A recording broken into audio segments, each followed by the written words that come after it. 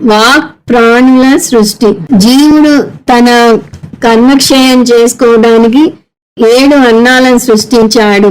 అవి 1 సామాన్య అన్నం, 2, 3 దేవ అన్నం, 4 పశు అన్నం, 5 మనసు, 6 వాక్కు, 7 ప్రాణం. ఇప్పుడు వాక్కు ప్రాణాల సృష్టి చూద్దాం. వాక్కు 6వ అన్నం. వాక్కు అన్నాన్ని నిర్వచించడం చాలా తేలిక. నోటి నుంచి వెలువడే శబ్దాన్ని వాక్కు అంటారు. ఉపనిషత్తు వాక్కును స్తుతిస్తున్నది. వాక్కు అర్థాన్ని ప్రకాశింపజేస్తుంది, కానీ వాక్కు ఇతర వస్తువుల చేత ప్రకాశింపబడదు. ప్రాణం. ప్రాణం 7వ అన్నం. ప్రాణం అంటే పంచ ప్రాణాలు. ప్రాణ, అపాన, వ్యాన, సమాన, ఉదాన వాయువులతో కూడినది ప్రాణం. బయటకు వదిలే వాయువు ప్రాణవాయువు, లోపలకు పీల్చే వాయువు అపాన వాయువు.